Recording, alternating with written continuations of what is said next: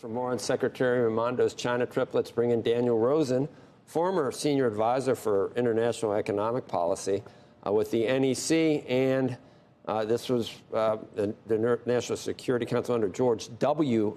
Bush and that administration. He's now a founding partner with the Rhodium Group. Thanks for joining us. We talked about it all day yesterday, Dan, and that is she's going over to try to increase business with China at the same time, or at least trying to mend some fences, at the same time trying to introduce some new export controls. I just don't see how you can do it. It's a tough job for her to try to orchestrate. It's tough time in their relationship, and this is the new reality, right? We had decades and decades where the answer was always to open the door wider, and that worked as long as China was able to keep its foot on the pedal of marketization. We know that they did a lot over the years there to try to move in the direction of how we think about running a market economy. But once they kind of got to the limit of that, we moved into the phase in which the U.S. is putting as much emphasis on de-risking and dealing with security concerns as it is looking for new economic opportunities. In fact, the security, of course, has to come before the commerce, right? And so, indeed, Secretary Raimondo's got a tough balancing act. So far, she's done a pretty good job. Chinese clearly embracing the opportunity to have her present and talk to her, despite the fact that the Biden administration hasn't really let up on the de-risking that's been the emphasis. People think that the Biden administration might blink, well, maybe not blink, but not be as tough as the true hawks, China hawks, would like them to be. What do you think?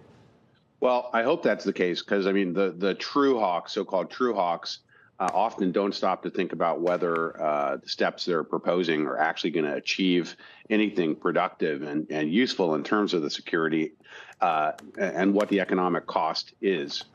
For example, pulling the plug entirely on U.S.-China investment flows and financial flows, even to companies and sectors which have nothing to do with national security, would only sort of undermine the U.S. role in the world economy as the capital market that nobody can get close to touching in terms of how deep and productive it is. So some of the hawkishness is really, I think, more political grandstanding and for theater than it is for really achieving national security objectives.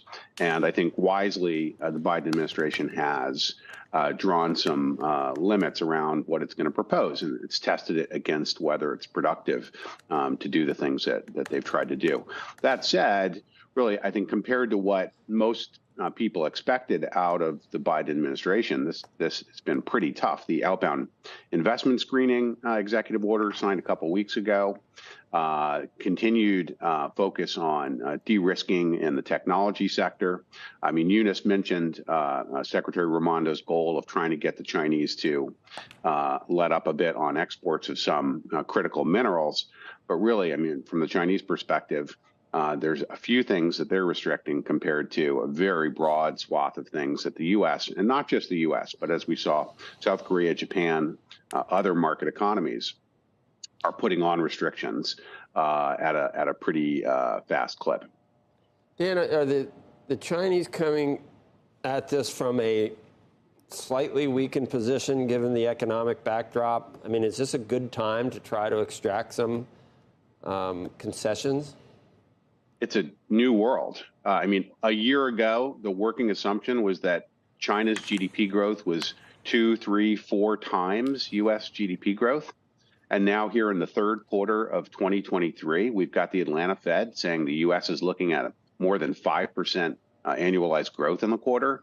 And China, while it's reporting that it's still on track to get to its 5% target for the year, I mean, personally, and with clients, Rhodium Group is saying it's probably 0 or 1 or 2%, maybe at the best in 2023 for the Chinese economy. So absolutely, it's a changed political environment.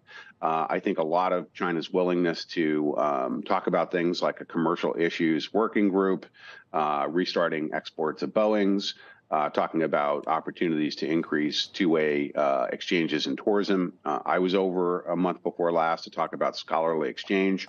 All these things are easier to talk to Beijing about given the hard reality of where the Chinese economy is right now. So, no, have to be very careful about gloating in the United States. There's no reason for that. A weaker China brings a lot of its own problems and challenges here, but certainly dealing with a number of things, China has to be mindful of its situation presently, and try to put as many points on the board in stabilizing the relationship with the United States and other market economies as it can.